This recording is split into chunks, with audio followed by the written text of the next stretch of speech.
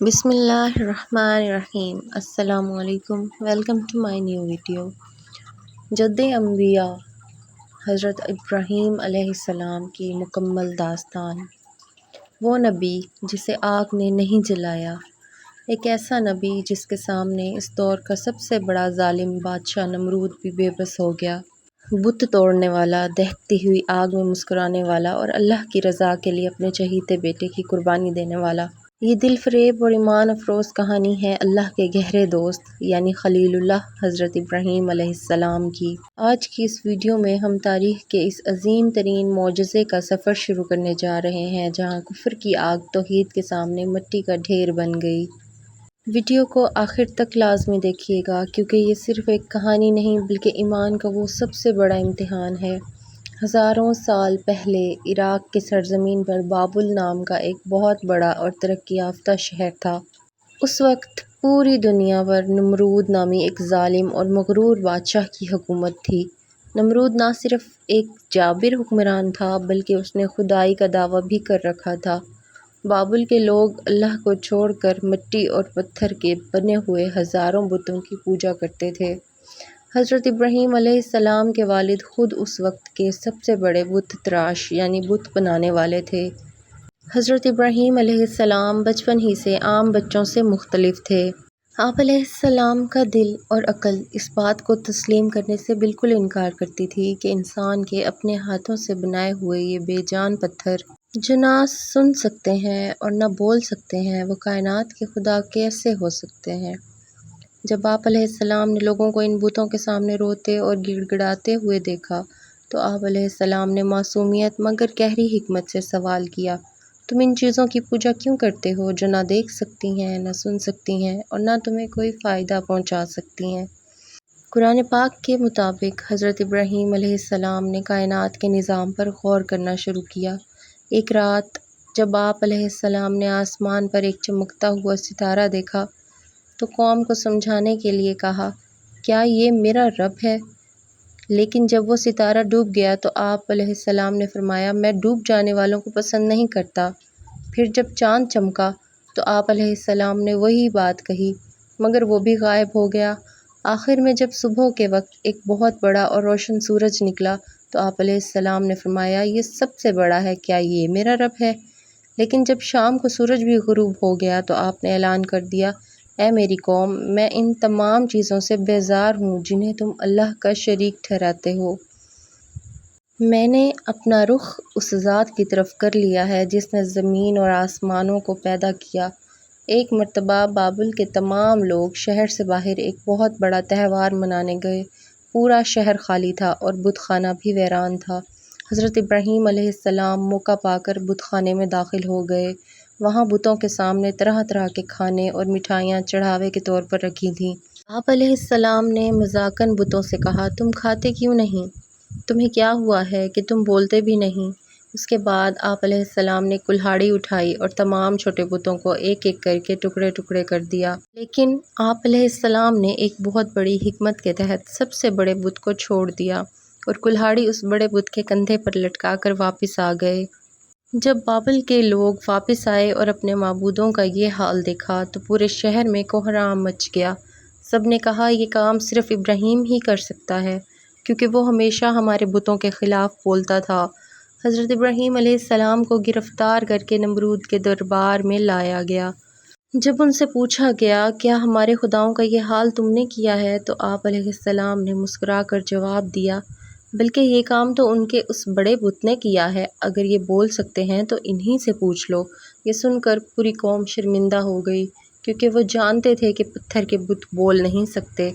مگر نمرود کا غرور ٹوٹنے کی بجائے اس کا غصہ اور بڑھ گیا۔ نمرود نے فیصلہ کیا کہ ابراہیم علیہ السلام کو ایسی سزا دی جائے جو تاریخ یاد رکھے۔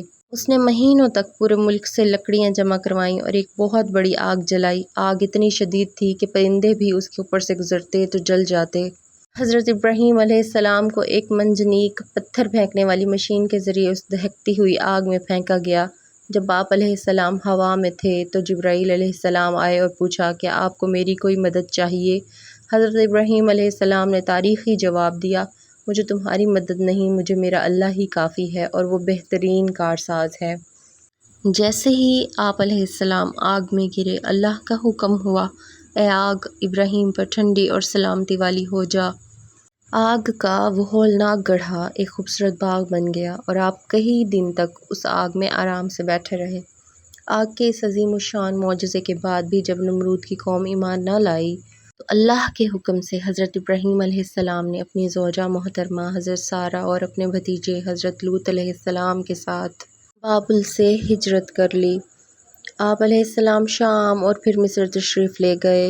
مصر کے بادشاہ نے آپ علیہ السلام کی زوجہ حضرت سارہ کی پاک دامنی سے متاثر ہو کر اپنی بیٹی حضرت ہاجرہ علیہ السلام کو ان کی خدمت کے لیے پیش کر دیا۔ حضرت سارہ کے ہاں کوئی اولاد نہیں تھی، اسی لیے انہوں نے خود حضرت ابراہیم علیہ السلام کا نکاح حضرت ہاجرہ سے کروا دیا۔ شادی کے بعد اللہ نے حضرت ہاجرہ کے بطن سے حضرت ابراہیم علیہ السلام کو ایک پیارا بیٹا عطا فرمایا جن کا نام اسماعیل رکھا گیا۔ اب اللہ کی طرف سے ایک اور بڑا امتحان آیا۔ اللہ نے حکم دیا کہ وہ اپنی بیوی ہاجرہ اور معصوم بچے اسماعیل کو مکہ کی اس وادی میں چھوڑ آئیں جہاں دور دور تک نہ پانی تھا، نہ کوئی انسان اور نہ کوئی درخت۔ جب حضرت ابراہیم علیہ السلام انہیں چھوڑ کر جانے لگے تو حضرت ہاجرہ نے پیچھے سے آواز دی کہ اللہ نے آپ کو یہ حکم دیا ہے؟ آپ نے فرمایا جی ہاں۔ حضرت ہاجرہ نے پختہ ایمان کے ساتھ کہا تو پھر اللہ ہمیں کبھی ضائع نہیں کرے گا۔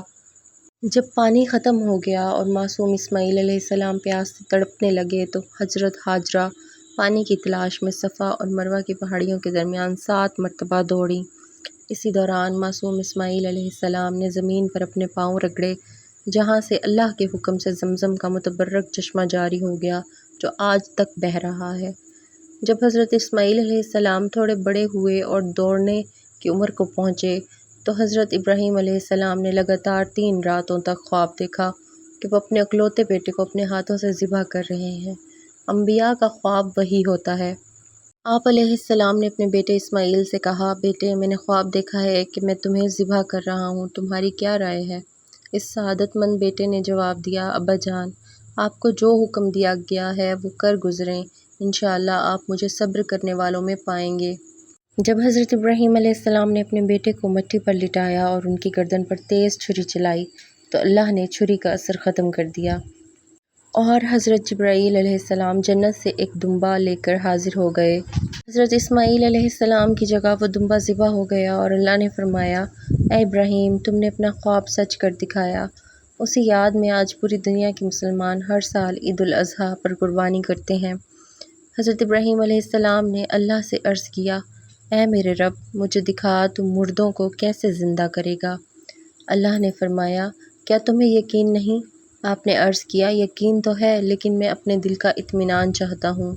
عملی مشاہدہ، اللہ تعالیٰ نے حکم دیا 4 پرندے لو، انہیں اپنے سے مانوس کر لو، پال لو، پھر انہیں ذبح کر کے قیمہ کرو اور ان کا گوشت آپس میں ملا دو، پھر ان کا ایک ایک حصہ الگ الگ پہاڑوں پر رکھ دو، پھر انہیں پکارو وہ تمہارے پاس دوڑتے ہوئے آئیں گے۔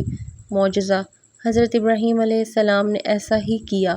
انہوں نے پرندوں کے سر اپنے پاس رکھے اور گوشت پہاڑوں پر رکھ کر جب آواز دی تو ہر پرندے کے گوشت کے ذرات ہوا میں اڑتے ہوئے اپنے اپنے سر سے آ کر جڑ گئے اور پرندے زندہ ہو کر آپ کے پاس آ گئے۔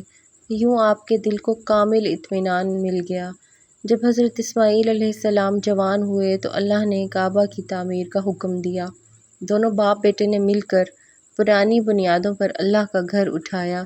حضرت اسماعیل علیہ السلام پتھر لاتے اور حضرت ابراہیم دیواریں اٹھاتے تھے۔ مقام ابراہیم، جب دیواریں اونچی ہو گئیں تو آپ ایک پتھر پر کھڑے ہو کر تعمیر کرتے تھے۔ وہ پتھر آپ کے وزن سے موم کی طرح نرم ہو گیا اور اس پر آپ کے دونوں قدموں کے نشانات نقش ہو گئے جو آج بھی کعبہ کے پاس محفوظ ہے۔ تعمیر کے بعد دعا، کعبہ مکمل کر کے دونوں نے دعا کی، اے ہمارے رب ہم سے یہ خدمت قبول فرما، اور دعا کی کہ اس شہر میں ایک رسول بھیج جو ہمارے نبی محمد صلی اللہ علیہ وآلہ وسلم کی صورت میں قبول ہوئی۔ حج کی پکار، اللہ نے فرمایا، لوگوں میں حج کا اعلان کرو۔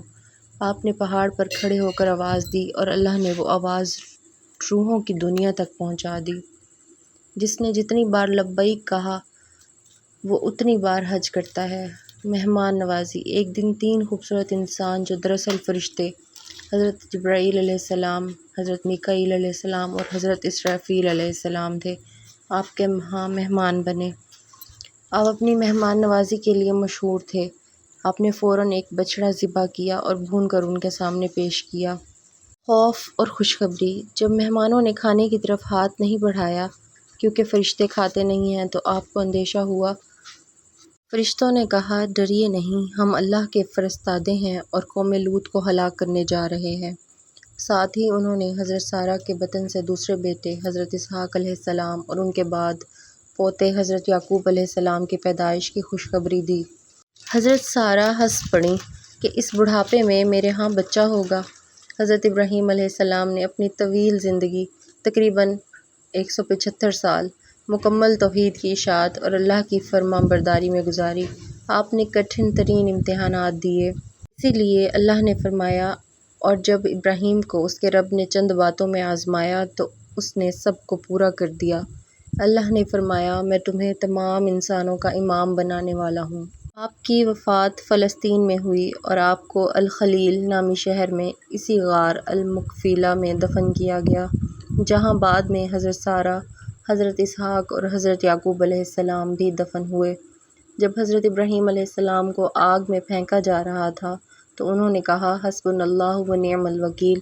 سبق یہ ملتا ہے کہ اگر دنیا کی تمام طاقتیں بھی آپ کے خلاف ہو جائیں لیکن آپ کا بھروسہ اللہ پر ہو تو اللہ ہر مشکل کو آسانی میں بدل دیتا ہے۔ سچائی کے لیے ڈٹ جانا اپنے والد اور وقت کے جابر بادشاہ نمرود کے سامنے اکیلے کھڑے ہو کر حق کی گواہی دینا یہ سکھاتا ہے کہ حق کا ساتھ دینے کے لیے تعداد کی نہیں بلکہ سچے ایمان اور حوصلے کی ضرورت ہوتی ہے۔